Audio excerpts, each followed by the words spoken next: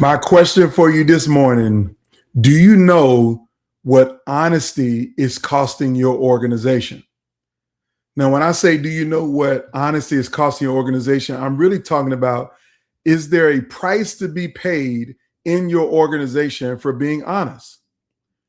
I will tell you now that so many leaders don't recognize that there is a price that people are paying for being honest, and it's hurting your culture, it's hurting your organization, and it's costing you more money than you can imagine. And today, I want to ask the question, can you handle the truth? Now, most of us might be familiar with the phrase, you can't handle the truth. It comes from a great movie with Tom Cruise and Jack Nicholson called A Few Good Men. Now, I'm not going to talk about the story of that movie, but Colonel Nathan Jessup was on the stand in this movie, and Tom Cruise says, I want the truth. And Jessup responds, you can't handle the truth. Now, what I want you to ask yourself and ask your organization, can you handle the truth?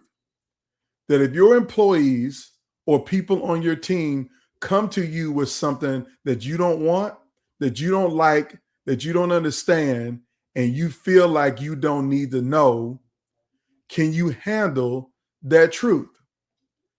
Now, I want to give you 2 or 3 quick examples of what I mean by the truth, and then explain to you what it's going to cost you. But more importantly, I want to give you something that you can do about it to make sure that you can actually handle the truth. Here's the first example. I call it the $10,000 problem that becomes the $1 million problem. You have a project or an operation or something going on, and an employee on the team sees something wrong. They see the problem, but they know the problem would require a change. But rather than raising that flag, they have the following mental conversation with themselves. You know, I really should say something because I know this is wrong, but my supervisor is trying to get a promotion, and I said that I would help him. And he's so invested that I can't tell him because this might hurt him. And not only that, his boss is so invested in this project that he's got to win too. And more specifically, the CEO already said that this is the thing that we're betting our future on. So I really should say something because I don't think it's going to work. But if I say something, I'm going to look like the bad guy. I'm going to look like the person who's bringing problems and not a solution because I don't know what to do about it. I don't know what they want to do about it. So I'm not going to raise no problems because it's going to cost me. It's going to hurt me. And I'm not trying to get fired, get yelled at. I'm not trying to get called to the principal's office. I surely don't want to go down to the C-suite and have to explain why I raised this. So I'm just going to be quiet, keep my head down, and do my job. How many of you know that people think like that every day at work? I'm just going to keep my head down and do my job. I'm going to mind my own business. I'm going to stay out of grown folks' business. Or this is above my pay grade, so I'm not going to say anything. And then that $10,000 problem compounds and very quickly turns into $1 million problem that you got to correct later. So you're going to pay the price either way, but do you want to pay $10,000 or do you want to pay $1 million? Well, I'm telling you that there's a lot of organizations who paying a much more than $1 million because the employees have mentally calculated the cost of what it's going to hurt them, cost them if they say something. So they don't say anything. And then at the end of the day, the company is going to pay for it anyway. You're going to pay a much bigger cost. That's the 10,000 problem turned into the $1 million problem. So my question for you on that first example is, can employees afford to tell you the truth? Yes or no? I'm telling you now, many organizations, they probably don't. But I want to know from your organization, maybe you have an environment where people are happy to tell you the truth. Here's the second example. It's the example that I call the meeting after the meeting. The entire C-suite table has been in a meeting half the morning talking about a new strategy. The CEO asks the question, does anybody have anything else to say about this before we execute? Nobody says anything. Okay, meeting adjourned. Everybody leaves the meeting, and as you walk back to the office, your colleague follows you down the hallway and say, hey, can we step into your office for a minute? And you say, sure. Then they walk into your office, you close the door, and they proceed to tell you why everything y'all just discussed in that senior executive leadership team meeting is not going to work, why it's going wrong, but more specifically, why they did not say anything. They literally told you why they're not going to say anything. Because number one, everybody seems wedded to this direction. Number two, I'm not trying to lose my job or get isolated out, and I don't want to be disinvited from the meeting. So I'd rather stay silent and stay at the table to at least know what's going on so me and my team don't get hurt, rather than me say something and then I just get cut out of the conversation. Because I know that y'all going to do what you want to do anyway, regardless of what I have to say. So that's the second example, that the meeting after the meeting is where the truth gets really discussed, because everybody is afraid to pay the price of being honesty. And this happens at the senior leadership level around the executive table, that people are afraid to say the truth because they know being honest has a price. Now, you might think those examples are not real and you haven't experienced them, but that's okay. I'm here to tell you that they are real. That every day at the executive table, there's somebody who's not saying what needs to be said. And they also say, I'm just going to keep the peace. I argued last week about something else, and if I raise it again, then I'm going to be seen as a curmudgeon, the non-team player, the person who's not on the same page with everybody else, who doesn't want to be here, and is always the negative Nelly in the meeting. Executives have those mental conversations with themselves, that I got to keep my powder dry. I got to hold my peace because I got something that I need on the agenda next week. So even though I see this is jacked up, I'm not saying nothing this week because I'm trying to get my stuff past the executive committee next week. So I'm saying nothing. They recognize that there is a price for honesty, a bad price, an expensive price. Now here's the third and final example. The organization is doing well, seemingly. Things are going along well, seemingly. And then out of the blue, an email comes into your inbox announcing that a longtime, high-performing senior leader is leaving the organization. And it's a shock to everyone because nobody ever expected this person to leave for any reason. You just didn't expect it. Wow. Do you see that Martin is leaving? I can't believe that. I wonder where he's going. He must got a great offer to go somewhere else because I thought he would never leave here. it's a surprise to everyone that this high performing leader is leaving until the high performing leader has left, and then they have coffee with a former friend after they left and explain all of the reasons why for the last 5 years they've been going out the door. And you the only person that didn't know it, because that colleague said, man, Stevie Wonder could see that he was leaving. He stopped talking in meetings about 5 years ago. You don't remember him getting into an argument with Bill about X, Y, and Z? You don't remember their fight? That's when he shut down. And he only stayed for another 5 years till he reached his pension level, or until his stock was invested, or until his kid graduated from college. Yes, there are executives right now who are in your organization who will not leave, who are staying, and they're only staying for themselves. But there's a gaping hole because you didn't have a succession plan, because you never thought this leader would leave. You never thought that of all of the people on my senior team, they wouldn't go anywhere. Now, let me be clear. This scenario that I just gave you is not a fictitious one. I got a call from a past client just last week. The past client is a CEO, runs a strong organization, has taken the organization to the next level, and hired me to do a retreat for the senior team. I did the retreat for the senior team, and in the retreat, I learned something.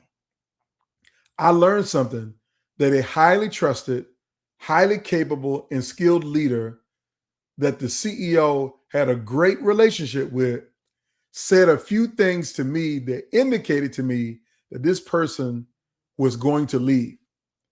And so in the debrief of our retreat, I told this CEO that person is going to be the person who leaves the organization. And the CEO swore up and down, no, that person's not going anywhere. Now, this other person, I suspect that they're going to jump off the ship.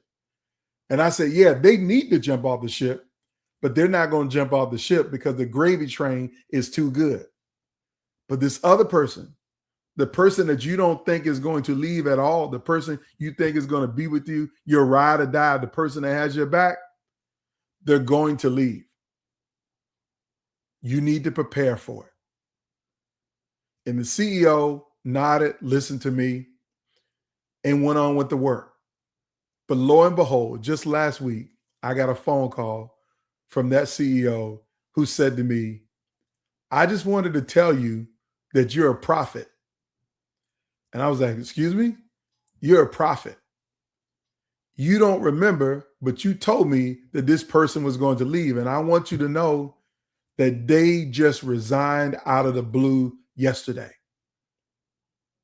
And I didn't take pride or comfort or joy knowing that I was a prophet about a senior leader leaving an organization at a time that they could not afford to lose this senior leader. You can't have senior executives with great responsibility and impact on the organization's bottom line to walk out the door. But that's what happened. That's a price for honesty.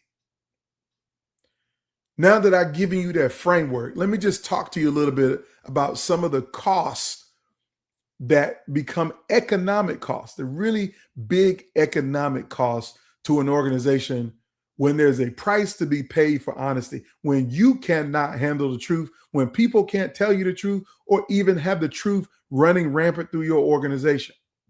Here's the first one.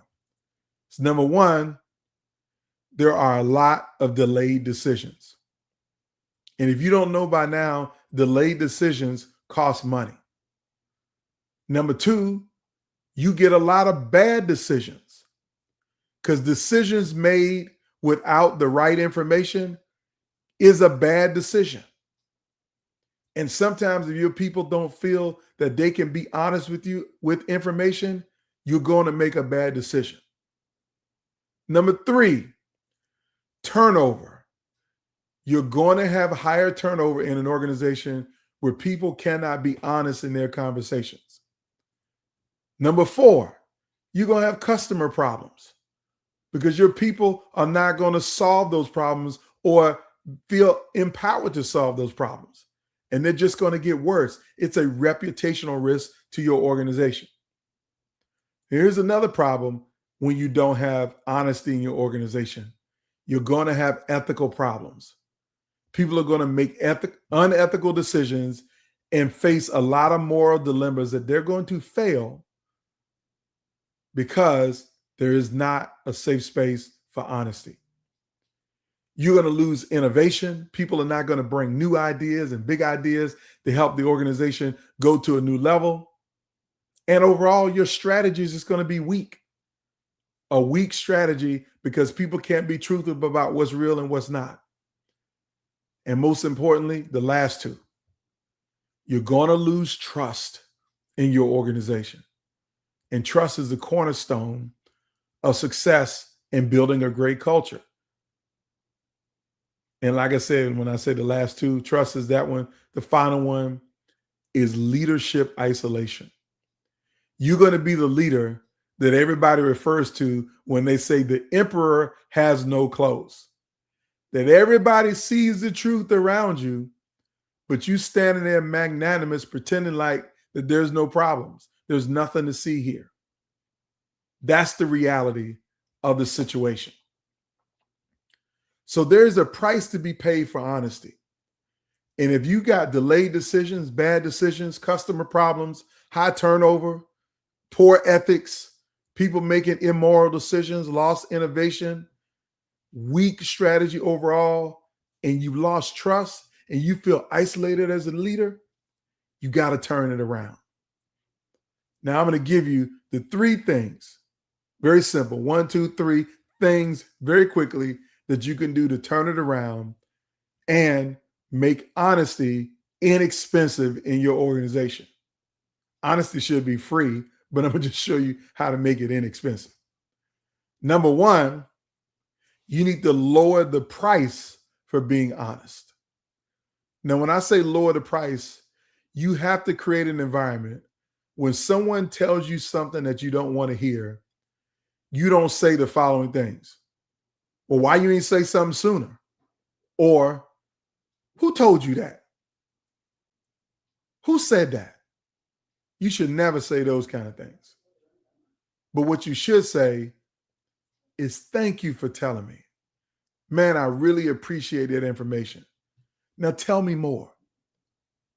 Thank you for telling me and tell me more are the 2 leadership phrases that lower the price of honesty.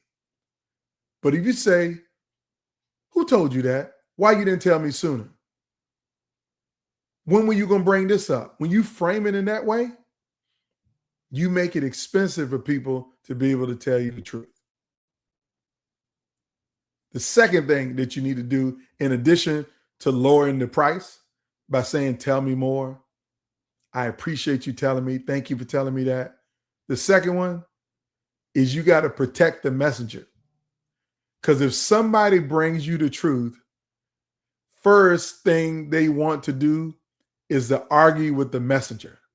They want to point out all of the flaws of the person who brought you the truth. Well, you know, they got this going on, or you know why they said that. They want to try to hurt the messenger because they don't like the message. But you as an executive, as a leader, you got to protect the messenger. You got to protect the messenger and push back on people who try to attack the messenger. You got to protect the messenger at all costs. Bring them into the meeting with you. Have them stand side by side with you. You deliver the message of the bad news for everybody else and protect them from having to say it. They brought it to you. Now you take it into the big room and don't expose them because people will come after them for being truthful. You got to protect the messenger. And then here's the third thing and the final thing. And that is when someone tells you the truth or brings you the truth, do something with the information. Make it right, fix it, turn it around. You know why? because that's what you're supposed to do. But you're also supposed to follow up with them. That's the third thing. Because if I bring you bad news or bring you difficult news or bring you a problem that needed to be solved or something that you didn't want to hear, and I don't know that you closed the loop and you saw the situation, that you fixed it or that you did anything about it, I'm going to think, see, that's why I shouldn't have said anything. I knew they weren't going to do anything anyway. I knew there was no point in me raising it because they ain't changing direction. So you as a leader have to follow up, close the loop and say, hey, thank you for bringing that thing to me. I want you to know I brought it to the senior leadership team meeting and we made a decision that we're going to course correct. So we wouldn't have this course correction without you. And I just wanted to thank you. Simple. So that's the three things that you need to be doing if you want people to be honest with you, if you can handle the truth. You got to lower the price for being honest in your organization. You got to protect the messenger at all costs.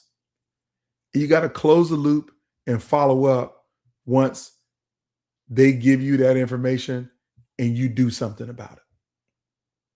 So that's what I got for you today. I want to thank you for watching Leadership Live with Anton Gunn. I hope you have an amazing day and an amazing week. And I'll see you next Wednesday, same bat time, same bat channel. Have a great day.